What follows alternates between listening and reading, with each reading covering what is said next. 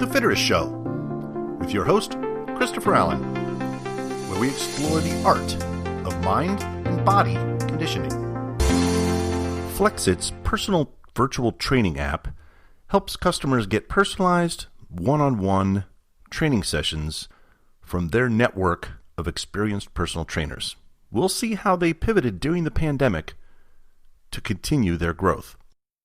One of the original personal fitness tracking companies, Fitbit, looks to innovate to fuel its ongoing wearables strategy.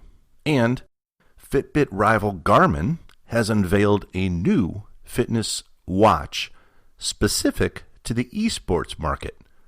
We'll take a look at this new device and its features that claim to up the performance level of eSports athletes.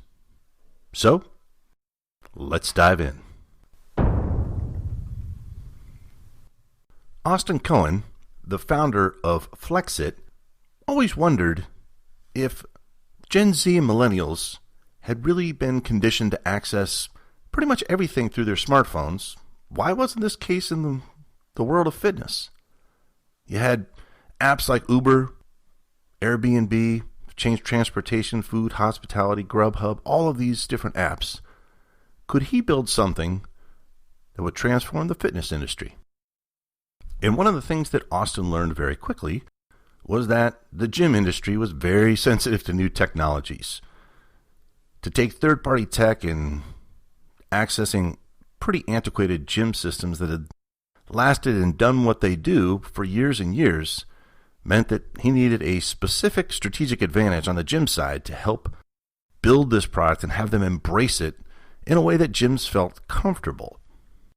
So one of the things he decided to do was create an app that didn't really distract or complicate or change the way the gym already operated. His model instead was to cater to gym owners by collaborating with them on prices and advertising, as well as providing them with the tech, the mobile app, that wouldn't have otherwise developed specifically designed to bring people in the door.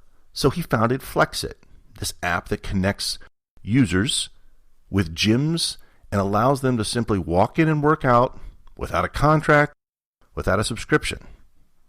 So the user basically selects a location from a map which has information on what classes, what amenities, and the per minute prices, and we'll talk more about that later. But the user then scans a barcode at the front desk on their way in and on their way out, and only paying for the time logged in the actual class. So the app essentially erases the friction of the traditional gym model where first-time users have to take a tour, figure out what their goals are, maybe meet with a personal trainer, then maybe fill out paperwork. Do you want the monthly or do you want to prepay, maybe get a better deal? All of that stuff that usually entails the traditional gym membership. So FlexIt espouses its virtual personal training, or VPT, and they say that offers the most personalized, private, and custom digital fitness experience on the market. FlexIt VPT, they say, lets you train with expert trainers from trusted brands, all from the comfort of your home. So they've got the core offering where you visit an actual gym, you search for a fitness location, you arrive at the gym, you open the app, scan the barcode. On the way out, you scan the barcode again, and you end up paying for, on a per minute basis, the time you were only at the gym.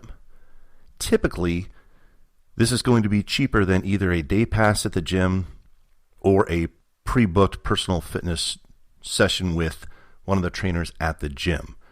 And it makes sense for them to keep the price relatively low here because it's a new funnel of potential customers. And obviously, from the gym perspective, they're getting a new stream of walk-ins that while they might not join that day, they might get familiar, get introduced to the environment, and they ultimately might end up joining the gym, and the gym's getting compensated as well as the trainer. But the virtual personal training is interesting because it's really what they had to do during the pandemic to pivot to digital. Using their technology, people can train one-on-one with trainers, with live trainers from essentially anywhere in their network, which could be anywhere in the world. So each session is customized by your trainer.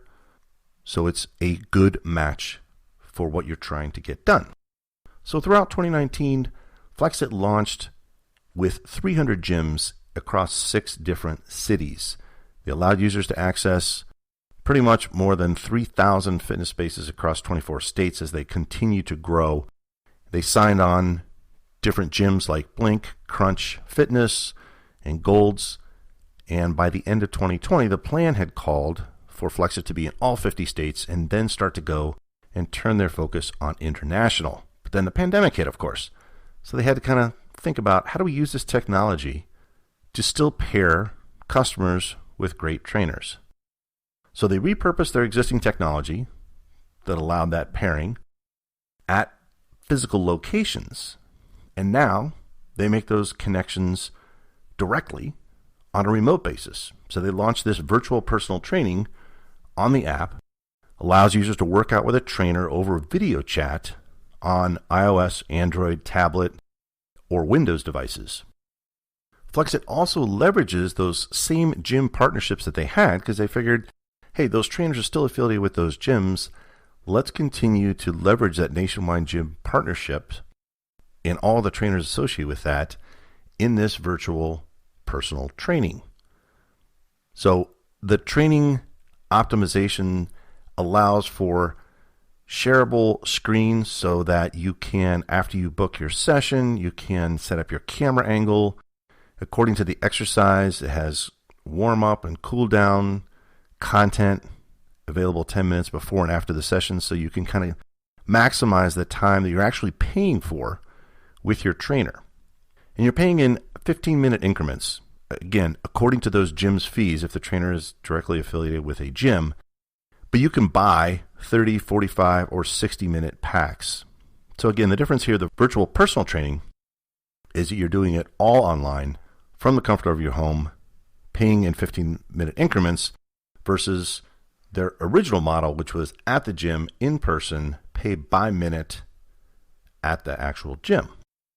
Personally, I think it could be a little challenging with your iPad and angling it so that the trainer can see your form and understand and correct things in real time. It's doable. It's 10 times easier in person, without a doubt. But given this pandemic situation, it's probably the next best thing. But if you have a little phone, again, it could be tricky to get the angles so that the trainer can actually see what you're doing, where you're struggling, and little changes, because little changes, hand position, body placement, foot position, can make a big difference in the effectiveness of a given exercise. So going forward, FlexIt has kind of conceded that the model of the future, not surprisingly, is probably going to be a hybrid, where some of the workouts take place in physical gyms, others are from the comfort of your own home. So they think they're pretty well positioned to continue to expand its in-gym product across the United States in 2021 once the pandemic subsides. But they're continuing to build out the virtual portion of the app because that is the here and now. And they're trying to, again, add more features, make it more convenient, and even less intimidating to some users who might not be comfortable from the technology perspective. Even though you just need a phone, it still can be a little bit of a challenge. So FlexIt's got an interesting business model, right? They've got the virtual and at-home thing covered, and they're continuing to build that out, even though it's a little early. And they've got the early partnerships with a number of gyms that obviously can continue to grow, and then they can flip that same model internationally, because there's really, FlexIt's just a connector. It just connects people with trainers, whether they're local or virtually around the world. We'll see how FlexIt does going forward, but they've got a pretty innovative model that leverages kind of the bricks and the physical locations of gyms with virtual personal training. And in our second news story,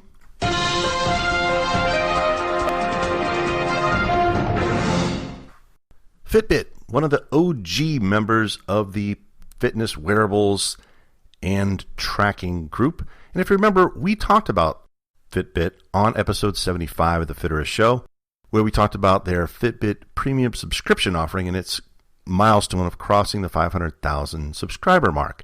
But Fitbit started way back in 2007, and the founders saw an opportunity to use sensors to create these wearable devices that could kind of help you keep track of activity levels and become a little bit more fitness focused. The company had some ups and downs on their journey, but today there are a lot of competitors. Apple, Google, Amazon, Samsung, and a host of other players compete in this space, and Apple, again, far and away the largest player with Apple Watch.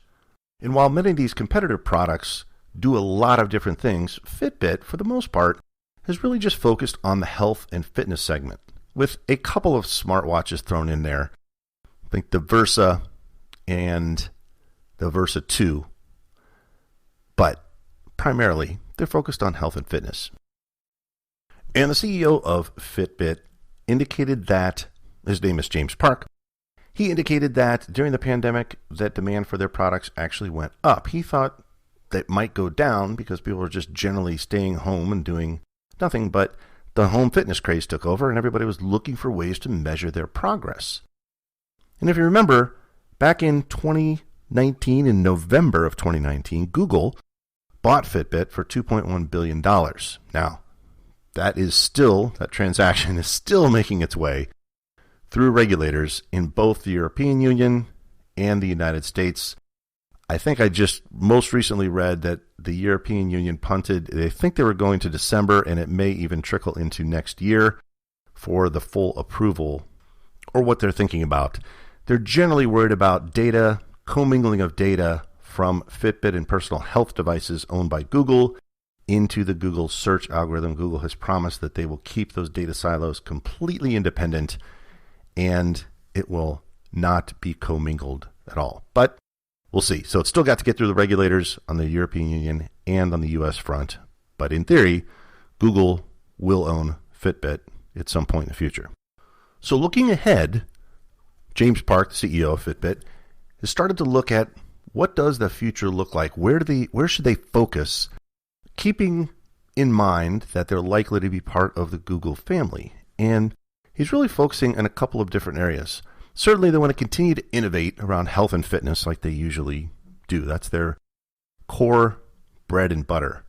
But another key area will be to continue to improve its subscription services and really get people with a combination of Fitbit devices, probably linked with the cloud with G-Fit, Google Fit, as the cloud database of all of that data, and really allowing Fitbit to become a little less reliant on strictly hardware device sales for all of their revenue. When you get recurring subscription model, it's like pure oxygen to a business model. And part of that strategy that Fitbit will likely evolve into is going in the direction of telemedicine and helping to convince consumers that it's worth investing in tools like some of these home fitness devices and home fitness trackers to help give your physician that same level of insight that they might get when you go for an in-person visit.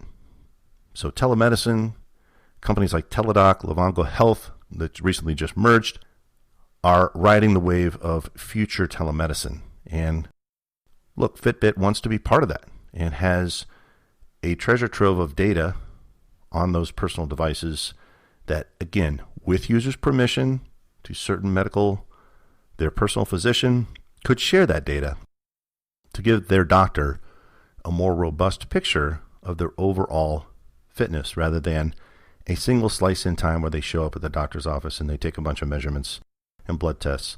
That still is valuable. The doctors are going to continue to do that, and they should.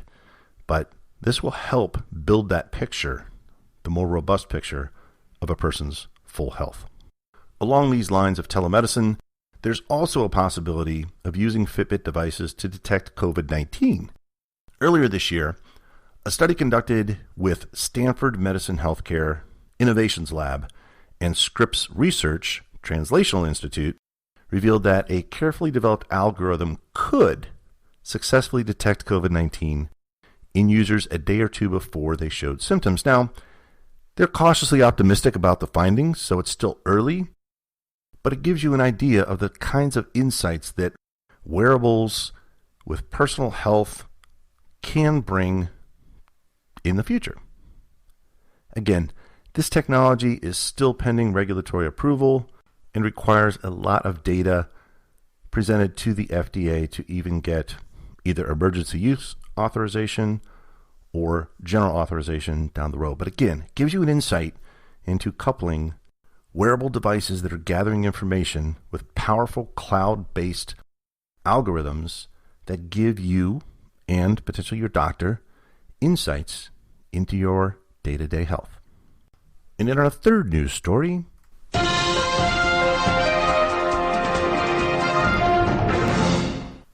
Garmin has been around making great fitness trackers and smartwatches for a while, but recently launched the Garmin Instinct eSports Edition. So this is a special version of the Garmin Instinct watch that has several features aimed specifically at, yes, you guessed it, esports gamers. So as an example, the watch can analyze a player's heart rate and stress during play, also has the ability to live stream this data to audiences, as well as provide longer-term trend analysis. So the company says that the Instinct eSports Edition allows esports athletes to tap into the technology to track and examine how their body responds to intense competition. So what are some of the features on the watch? Well, it includes wrist-based heart rate monitoring, sleep monitoring, stress tracking, energy monitoring, uses a combination of heart rate, stress, and sleep to determine users' energy levels. But the core of the device is just like their regular Instinct. But in conjunction with this, Garmin also developed a new PC streaming tool that's called Stream Up, with the E in stream being the number 3, since it's esports and gaming apparently. So competitors, esports athletes, can create overlays that let viewers know and see your heart rate, your stress, and kind of your body energy level meter in real time. So with this Stream Up function, players can update viewers on their live stress levels and heart rate when they're playing crucial matchups, pivotal scenes, pivotal battle moments, and the watch can also be synced to a smartphone for notifications. They also have a body battery energy monitor, it's a little bit of a mouthful, which factors in sleep and body metrics to determine your overall energy health, ideally letting players know if they should be resting more or maybe playing more games. Man, things have changed since I was a kid. Another thing that Garmin announced was its partnership with Astralis, which is a gaming organization that are the first team to partner with Garmin after they announced the new esports watch. The partnership is described, of course, as strategic and commercial, and we will see the Astralis players use the watch in training and performance session. They'll promote the new watch to the audience, which apparently Astralis, I'm not a big gamer, but Astralis focuses primarily on Counter-Strike, Global Offensive, League of Legends, and FIFA. It's a long-term deal that will be fully unfolded over the coming months, as they said in their press release. Exact promotional terms haven't exactly been released, but the Astralis team is good. They've won multiple majors and are well known internationally, particularly in their home market of Denmark. Who would have thought? Denmark, the place where esport gamers. So Garmin's going to look to utilize the star power of that team. It's a smart move by Garmin. Get a great team using your product, live streaming with this Stream Up technology so people can watch and see the heart rate monitors, stress, and the body batteries of their players in real time. Hey, why not? The Garmin Instinct eSports Edition smartwatch is available on their website now. Costs you $300. It's interesting, man. Esports continues to evolve. Technology continues to infuse itself into all levels of athletics. It's a good move. That's it for this week. We'll see you next week. With that, I'd like to thank you for taking the time to listen to The Fitterist Show. You can follow us on Instagram at FitteristMindBody and on Twitter at FitteristMind. If you enjoyed this episode, please send it to a friend or subscribe to make sure you don't miss any future episodes of The Fitterist Show. My name is Christopher Allen, and make it a magical day.